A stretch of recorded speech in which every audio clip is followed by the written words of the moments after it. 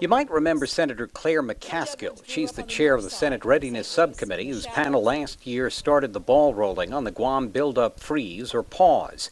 But that was in the fiscal 2012 National Defense Authorization Act. Now, McCaskill and her panel are working on 2013 and the Navy's latest MILCON budget request, including for the North Ramp parking project.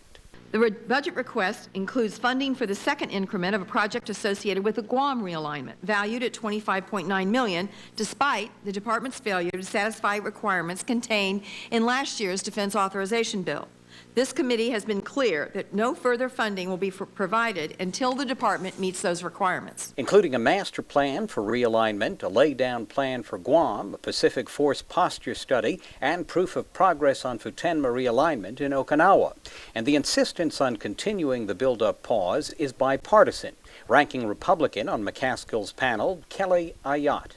Before we spend another dollar of either U.S. taxpayer funds or those already provided by the government of Japan, the Department needs to comply with the provisions of the National Defense Authorization Act for the fiscal year 2012. Navy Assistant Secretary Jacqueline Pfannenstiel assured the panel DoD is working to meet the requirements, but that the Obama administration and the government of Japan are still in negotiations on details of the realignment. And as that gets resolved, that will allow us to put together the master plan, which I think is one of the primary requirements under the NDAA. So yes, we understand that that's necessary, and we're planning to work with Congress to meet those requirements. But Chair McCaskill didn't leave it there. Just so that everyone's crystal clear that we don't want to go down the road. We don't want to even begin going down the road until we're sure where the road is going to lead at the end. And so that's why we will continue to hold the line on any authorization for funds for any of those purposes until